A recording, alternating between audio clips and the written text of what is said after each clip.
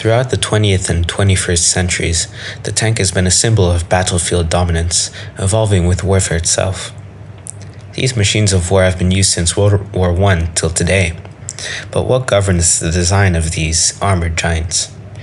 Today, we're unpacking a foundational concept in tank design, the Iron Triangle.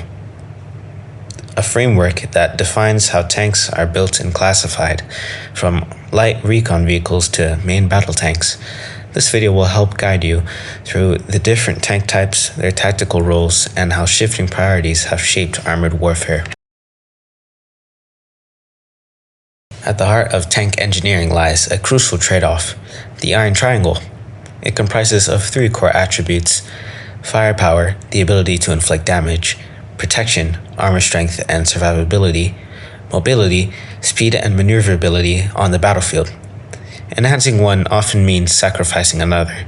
This dynamic has led to the creation of several tank classes, each specialized to fulfill a specific combat role. Here we have the three most common tank classes of the 20th century: heavy tanks, light tanks, and medium tanks.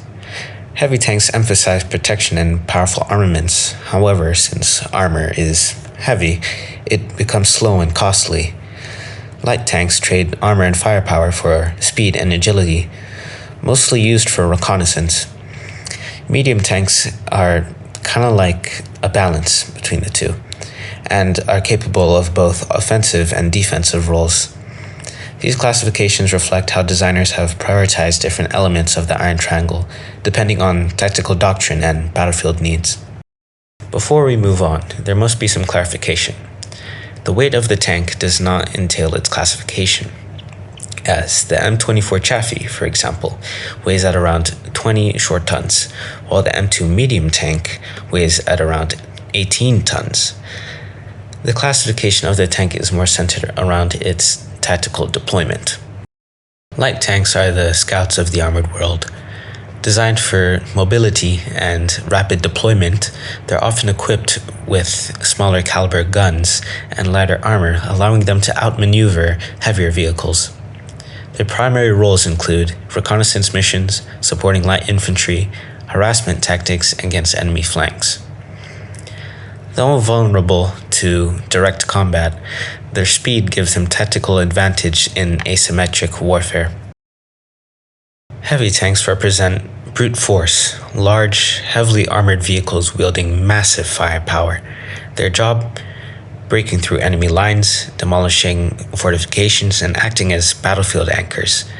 But this strength comes at a price: slow speed, high fuel consumption, and logistical challenges. While effective in set-piece battles, heavy tanks are less suited to fast-paced and modern conflicts. Medium tanks, often called the workhorses of the armored forces, blend the best of all worlds. Balancing firepower, armor, and mobility, they're versatile enough to support infantry, engage enemy armor, and adapt to evolving battlefield conditions. Their flexibility made them a favorite during World War II and laid the groundwork for the development of future MBTs, or main battle tanks. The British had a very odd doctrine when it came to developing tanks during World War II. The British introduced a dual tank doctrine.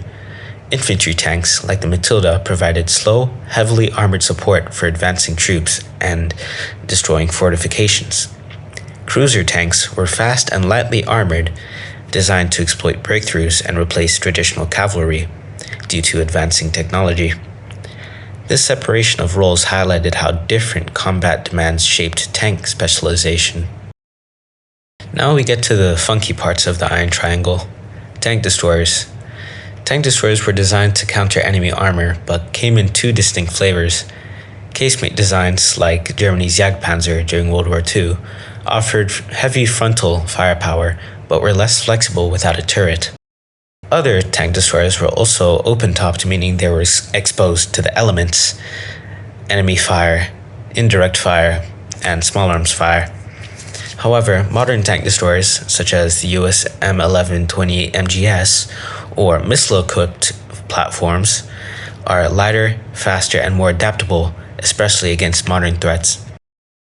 The post-World War II era brought a revolution to tank warfare, the rise of the main battle tank, or MBT for short. MBTs like the British Centurion merged firepower, armor, and mobility into a single chassis.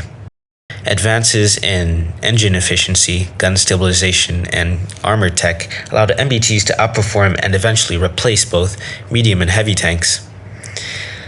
Think of it as the medium tank, but 100 times better. As MBTs became dominant, older tank destroyers and heavy tanks faded from relevance. Today, anti-tank roles are often filled by guided missile systems and aerial platforms, rendering some legacy vehicles obsolete in high-speed warfare.